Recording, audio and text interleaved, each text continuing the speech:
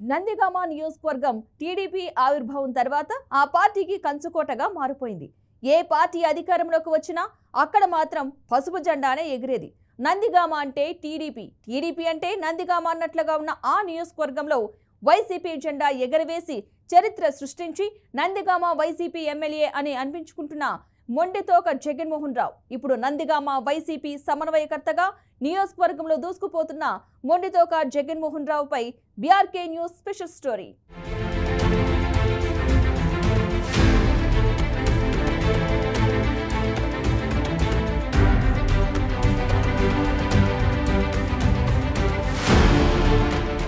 ఉమ్మడి కృష్ణా జిల్లాలో నందిగామ నియోజకవర్గం 1955లో ఏర్పాటైంది.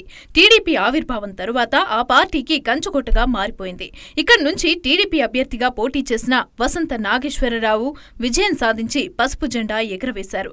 అప్పటి నుంచి ప్రతి ఎన్నికల్లోనూ టీడీపీ జెండా ఎగిరింది.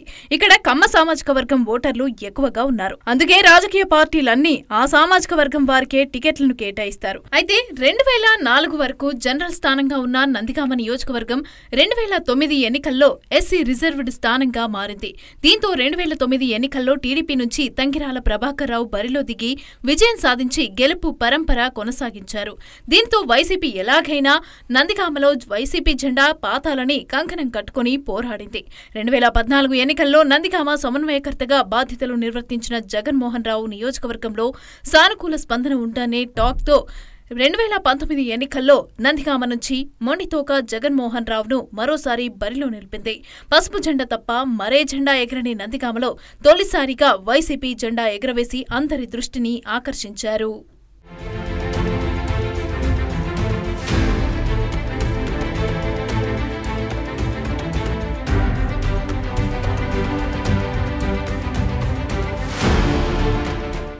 మొండితోక జగన్మోహన్ రావు నందిగామ రైతుపేటలో జన్మించారు. ఈయన గుంటూరు మెడికల్ కాలేజీలో 2005లో ఎండీ పూర్తి చేసి నియోజకవర్గంలో మంచి వైద్యుడిగా గుర్తింపు తెచ్చుకున్నారు.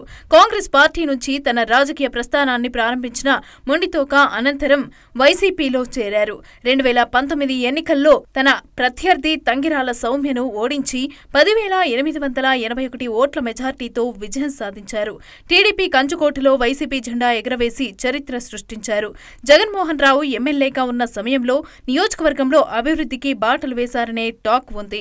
ఇక సీసీ రోడ్లు, వీధి దీపాలు, తాగునీరు లాంటి సమస్యలు తీర్చడంలో ముందున్నారని అంటారు స్థానికులు. పార్టీ కార్యకర్తలకు అందుబాటులో ఉంటూ పార్టీని బలోపేతం చేశారని కార్యకర్తలు అంటున్నారు.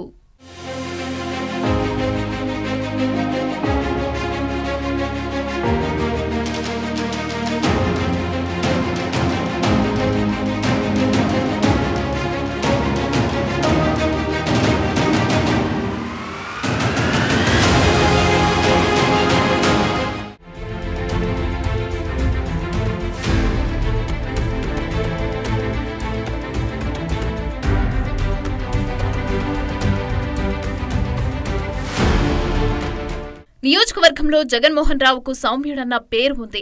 సంక్షేమ పథకాల అమల్లో పూర్తిస్థాయిలో సక్సెస్ అయ్యారని అంటారు స్థానికులు. గడప గడపకు కార్యక్రమంలో ప్రజలతో మమేకమయ్యారని నియోజకవర్గంలో టాక్ ఉంది.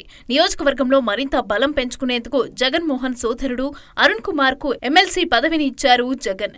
దీంతో పార్టీ అధికారంలోకి తెచ్చేందుకు అన్నా తమ్ముడు కలిసి నియోజకవర్గంలో గట్టిగానే పనిచేస్తారని నియోజకవర్గంలో చర్చించుకుంటూ ఉంటారు.